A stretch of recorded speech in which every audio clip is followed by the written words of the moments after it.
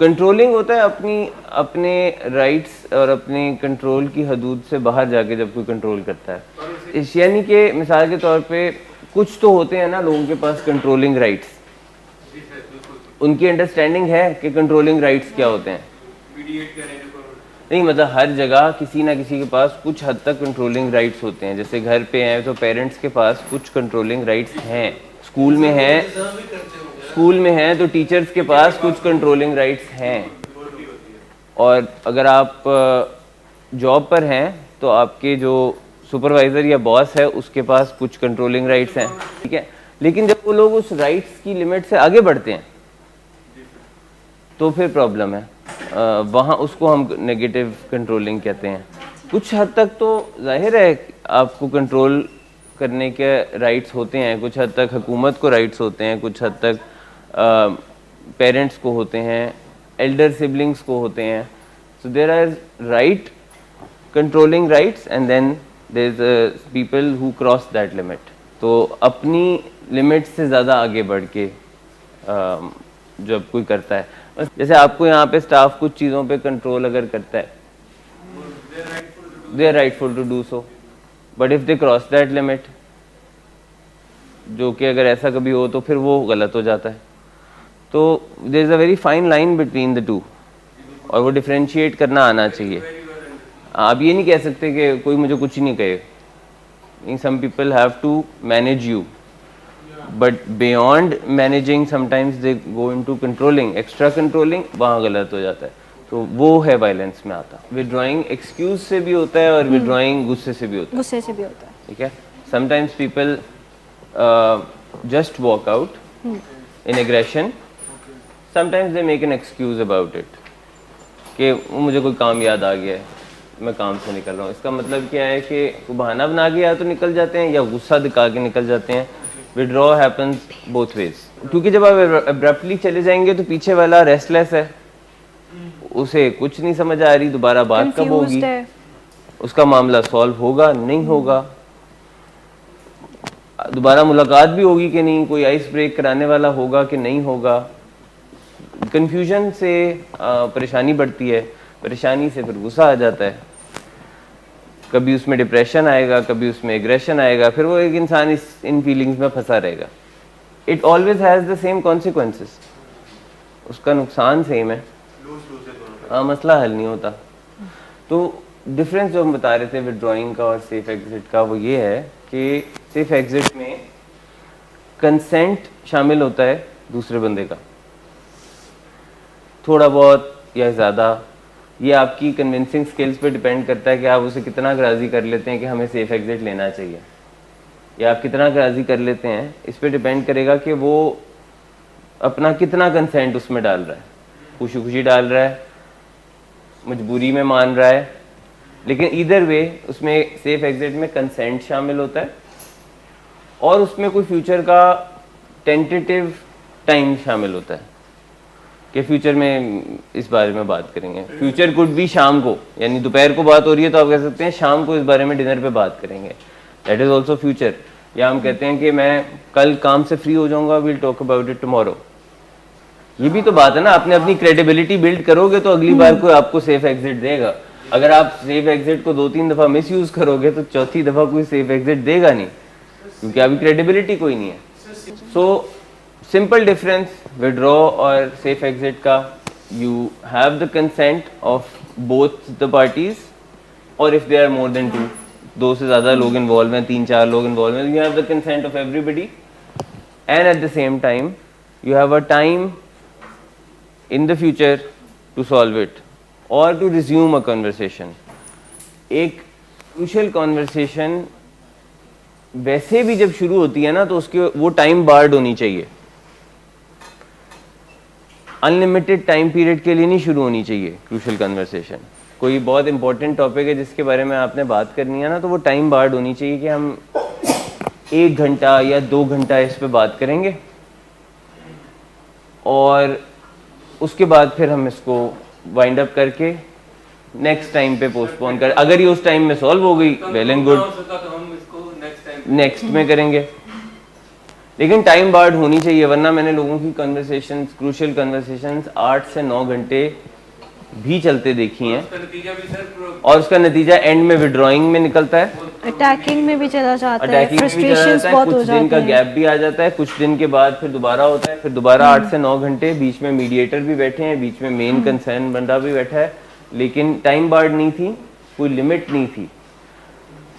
Time का एक pressure होता है इंसान पे जिसकी वजह से वो रिजॉल्व करना चाहता है। सेफ एग्जिट की नौबत तो तब आती है ना जब कन्वर्सेशन क्रूशियल हो गई, बहुत खराब हो गई, बट अगर कन्वर्सेशन ठीक भी जा रही है, still there should be a time bar. ठीक है, अब सब ठीक ठाक बात कर रहे हैं, लेकिन 2 घंटे गुजर गए हैं, मतलब दैट्स इनफ टाइम, या 1.5 घंटा गुजर गया, दैट्स गुड इनफ टाइम, तो आप वहां पे उसे वहीं पे पॉज कर देते हैं, आप कहते हैं फिर इस बारे में शाम को या कल बात करेंगे। तो even though it doesn't go bad, still there should be a clock to it, एक टाइम होना चाहिए। इसलिए टाइम को कभी भी ऊपर नहीं ले जाना चाहिए। इवन जो साइकोलॉजिस्ट के साथ सेशंस होते हैं, they are also suppose to be time barred, और उन सेशंस को साइकोलॉजिस्ट को ट्रेन किया जाता है कि वो उसको 1 मिनट से भी ऊपर ज्यादा ना जाने दें। आप विदिन टाइम सारी बातें कर सकते हैं अगर आप प्लान करके। अच्छा, लोग कई दफा नहीं रुकते, तो कई दफा थेरेपिस्ट जो हैं वो एक अलार्म क्लॉक टाइप चीज का इस्तेमाल भी करते हैं कि जो अलार्म बजेगा तो लोग समझ जाएंगे कि टाइम खत्म हो गया, बिकॉज उनको इंटरप्ट करना मुश्किल है, या वो माइंड ना कर जाए या कुछ इस तरह का, because session should also be time barred. बिल्कुल। होता क्या है अक्सर थेरेपी सेशंस में, that the first half an hour 45 minutes is wasted. पहले वो वेस्ट करते हैं टाइम, फिर वो आहिस्ता आहिस्ता ओपन अप होते हैं, और बिल्कुल by the closing time door knob confessions करना शुरू कर देते हैं। they are fully ready to talk to you about everything by the time they are supposed to leave. कई क्रिटिकल सिचुएशंस में आप फिर नहीं इंटरप्ट करते, but for the most part they should be a time. So they also should know कि जिस moment से हम आए हैं वो मिनट से अहम वक्त स्टार्ट हो गया, हमें यहीं से काम शुरू कर देना चाहिए। This is training for future. किसी के साथ एक बार ऐसा होगा कि वो कोई ज़रूरी बात कर रहा है लेकिन टाइम खत्म हो गया, तो नेक्स्ट टाइम क्या करेगा? नहीं, वो आते ही बातें इंपॉर्टेंट शुरू कर देगा, वो शुरू में टाइम वेस्ट नहीं करेगा। जैसे एक्टिंग की रिहर्सल की जाती है, people are motivated to role play and rehearse a very crucial conversation, कि पूरी प्रैक्टिस करके जाएं कि मैं ये बात करूंगा, पॉसिबली अगला ये रिएक्शन देगा, उसके रिएक्शन पे मैंने ये जवाब देना है।